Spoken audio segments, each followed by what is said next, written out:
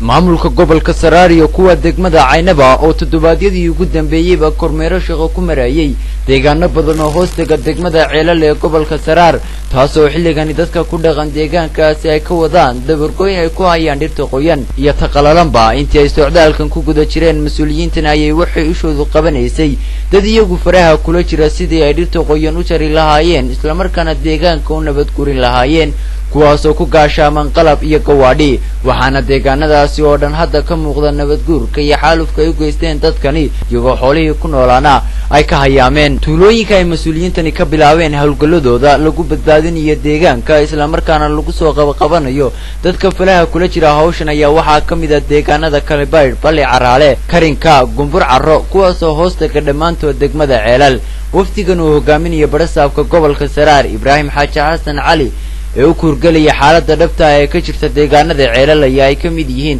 isuduwaha diinta iyo waqafta gobolka Saraar isuduwaha wasaaradda horumarinta deegaanka iyo reer miyiga maayirka xigeenka degmada Caynaba iyo taliye xigeenka qaybta booliska ee gobolka Saraar gudoomiyaha iyo gudoomiye ku xigeenka degmada Ceelal waxaana intii ay mas'uuliyiintani ku jireen hawlgalkooda ay hoostooda ku gubeen dadka ay ku soo qabteen falkan iyagoo gacanta kula jira dhulkana raaciyeen foostooyin shidaala oo isiteen nimankan lagu soo qabtay iyo waliba dhuxushi ay markaasi diyaarsadeen inay u soo raraan magaalooyinka waaweyn ee dalkan Soomaaliland dadkii iyagu lagu soo qabtay hawlkani ayaa loo soo dhaadhiciyay dhanka xarunta gobolka Saraar ee Caynaba barasaabka gobolka Saraar Ibraahim Xaaji Xasan Cali iyo mas'uuliyiinta gobolka Saraar ee hawlgalkan shaqo ka waday deegaanka Ceelal ayaa markii ay ku gura jireen gubida hawshan hadallo kooban ka soo jeediyay waxaana ay dhammaantood dadkan u soo jeediyay inay ka waantoobaan hawshan ay gacanta kula jiraan kuwan lagu soo qabtay iyo kuwa dambe ee lagu qabtana ay sheegeen inay la tiigsan doonaan sharciga waan ugu talagalay inaanu gobolka oo dhan kaga safayno mashruuca dhuxulka xisaan kaga safayno ganacsiga fara badan baa faraha kula jirta waan gobolka gudihiisa gobolka kalena ganacsiga gobolka kalena faraha kula jiraan waxaanu hadda gacanta ku haynaa liisaskoodii magacyadoodii cidda fangelisa meelaha ay ka yimaadaan cidda lacagta bixisa cidda loo raro meelaha la qabadsiiyo dhammaantood magacyadoodii liisaskoodii gacanta ayaanu ku haynaa waxaanu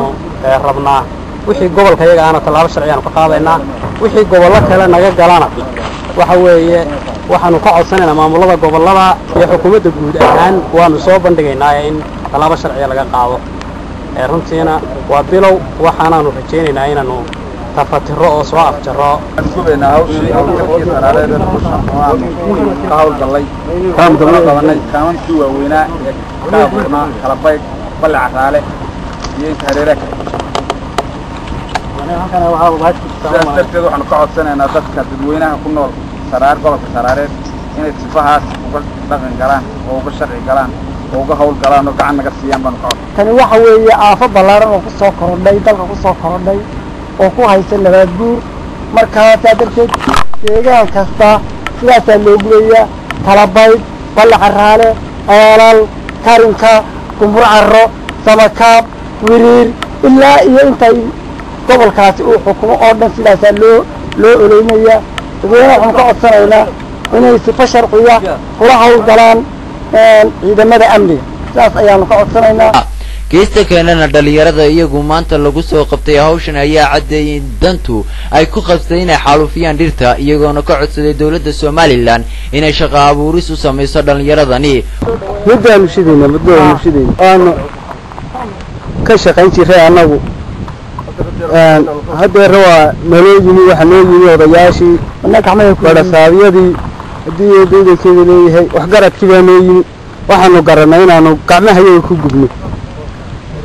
waxaanu ka codsanaynaa dawladda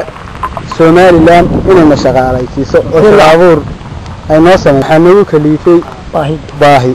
ugu dambeyntii maaha markii ugu horeysay ee mas'uuliyiinta gobolka Saraar iyo kuwa degmada Caynaba ay qaadaan hawlgallo lagu ilaalinayo deegaanka balse hawlgalkan ay maanta qaadeen ayaa noqonaya kii ugu weynaa abid ee mas'uuliyiintani sameeyaan Cabdi Faarax Cabdullaahi magaalada Caynaba.